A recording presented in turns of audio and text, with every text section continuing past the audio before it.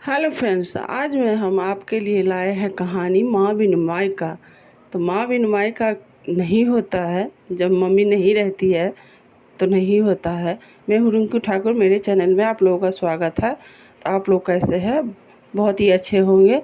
तो मेरे कहानी अच्छा लगे, पसंद आए तो लाइक करना, शेयर करना, चैनल पर नया है तो सब्सक्राइब करना, कमेंट करके बताना कैसे लगे माँ बिन माई का।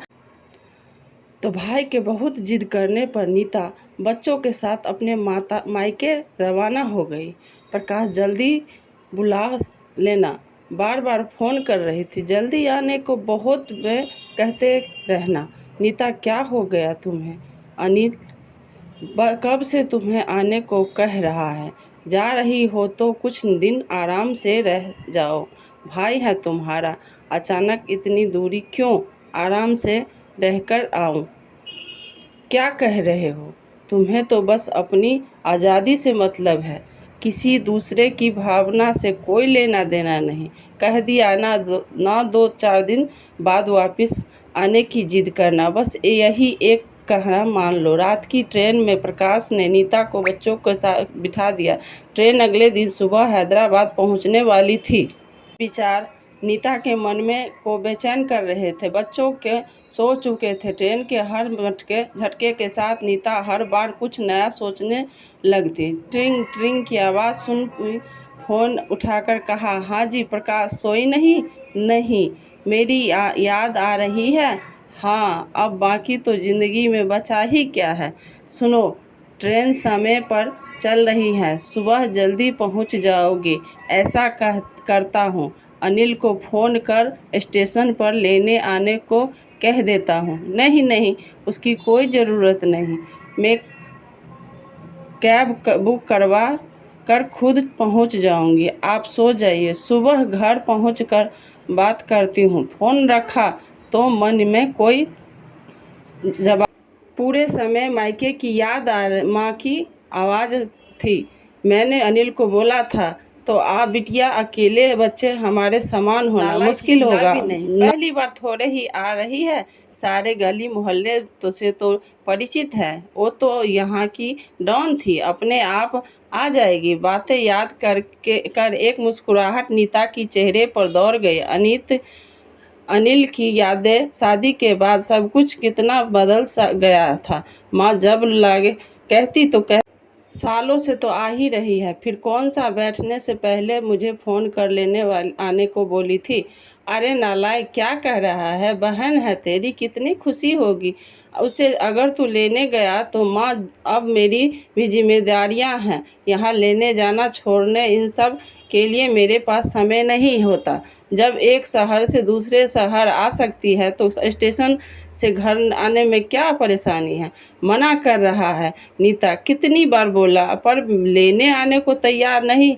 माँ, रुलाऊंगी होकर माँ मत कहा करो, अब वो भी बच्चा नहीं है, उसकी भी शादी हो गई है। मेरे जीते जी तो ऐसा मत करो। मेरे जाने के बाद जैसा रिश्ता निभाना हो निभाते रहना। छोड़ो ना माँ, क्यों बात कर बतंगर बना। मैं आज आ जाऊंगी, अपने आप मत कहा करो ना उसे। ना जाने कितनी बातें उसके मानस पटल पर दौड़ने लगी। जबरदस्त आंख बंद कर नींद मुलाकात करने लगी कोशिश आँखें सफल हुई। सुबह अचानक घबराकर उठी, देखा सही समय पर नींद खुली है। गाड़ी स्टेशन पर दौड़ ही रही थी। बाहर झांक कर देखा है तो हैदराबाद लिखा था। बच्चों उठो बेटा, चलो हम उतरना है, जल्दी करो, नीचे उतर कर कैब बुक कर लेंगे। असलाई आंखों में बच्चे अपने अपना सामान लेकर खड़े हैं। नीता मन ही मन सोचने लगा, होती तो अभी तक 10 बार फ़ोन कर चुकी होती। पता नहीं घर का माहौल कैसा होगा, जाते ही से सामान होगा वो यह अपना कौन से रूम से रखूँगी, जाने क्या क्या। जैसे ही बच्चों का उतरा अनिल ने कहा, पूरी कोशिश की है तुझे माँ की कमी महसूस ना हो। बिना भी मायका होता है, भाभी के साथ अपना तो है नहीं, कमी तो नहीं। कैसी बात कर रहा है? एक बात कहूँ, यह चिंता है कि फिक्र है।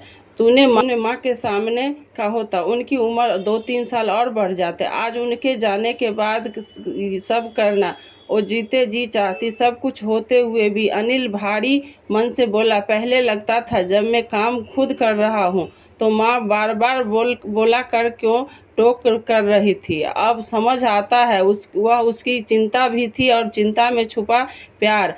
बड़े हो गए थे पर शायद उसके लिए बच्चे ही थे, पर यह सब समझ कर आया उसके जाने के बाद। लेकिन तू है ना बिल्कुल मत को अनिल की बातों में अपना तो दिख रहा था। पूरे दिन मन भारी था। देखते ही देखते 15 दिन बीत गए। मायके की हर चीज, माँ की मौजूदगी, आज भी कल रवानगी थी। शायद इसलिए मन बुझा बुझा सा सब देर रात तक बातचीत करते रहे। अचानक भाभी को कुछ याद आया। अरे दीदी, माँ के कमरे में उनका एक बक्सा रखा है, वह शायद उसका सबसे जवाब आप यह उसकी चाबी है, आप उसे खोलें। ऐसा क्यों? माँ की हर चीज़ तुम्हारा अधिकार है।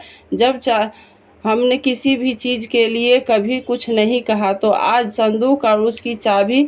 दीदी, माँ हमेशा कहती थी इसे पूंजी है, मेरे बाद नीता ही है।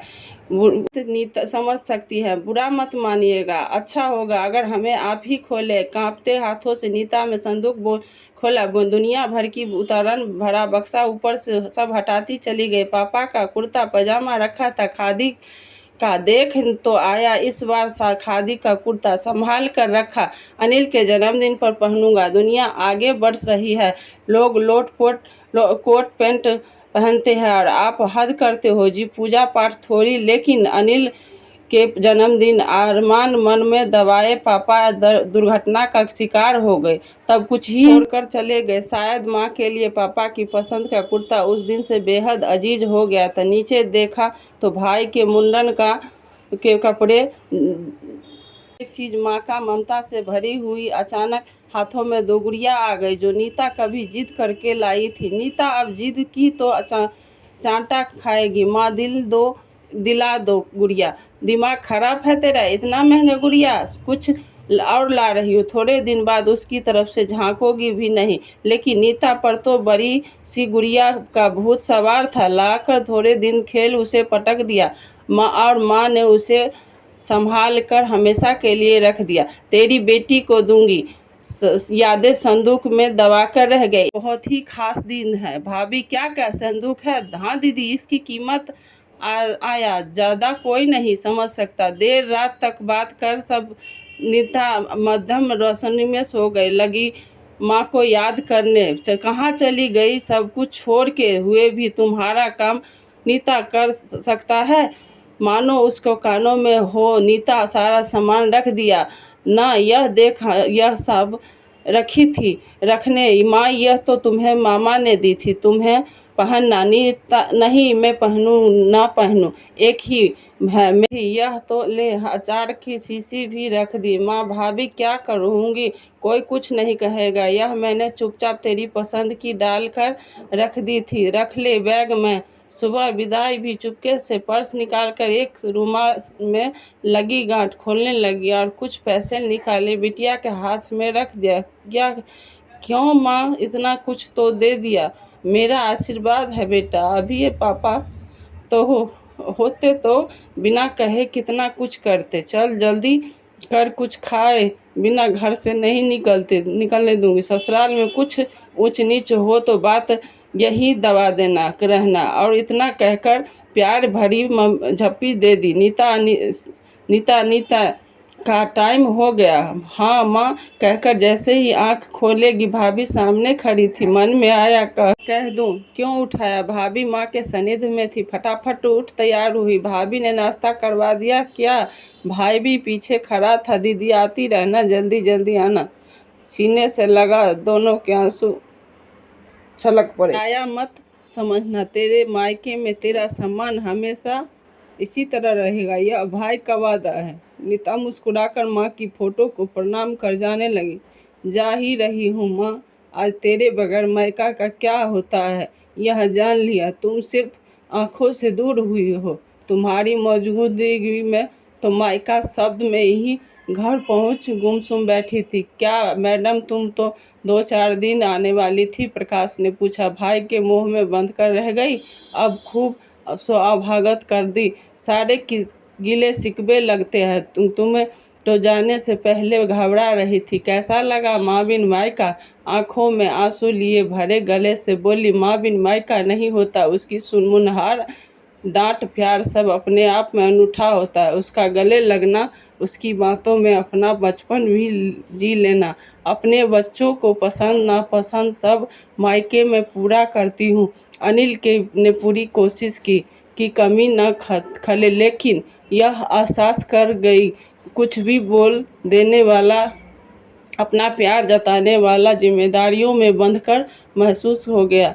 जिन बातों का डर था उसे उस्ताने थे पूरा नहीं करता। आज सब बातों का ख्याल, यह अपनी जिम्मेदारी बखूबी से मेरा भाई दूर हो गया। उसकी जगह एक जिम्मेदारी पति, पिता और रिश्ता निभाने वाला भाई खड़ा था। आंसू पोंछकर बोली माँ बिन मायका वह कैसा है? माँ बिन मायका की कल्पना करने से भी कांपती है। अनिल आते आते कर रहा था कि जल्दी आना, यही तो मायके की दूरी का आवभगत हुआ। पहले मन में जाने की उत्सुकता थी, अब माँ हर घड़ी लाडो कब आ रही है। सच मायके प्रकाश मायके में चाहे कितना भी इंतजार हो रहा हो, माँ बिन मायका नहीं होता। यह कहानी आपको कैसी लगी हमें कमेंट करके ज़रूर बताना। कहानी अच्छी लगी तो वीडियो लाइक सब्सक्राइब करें।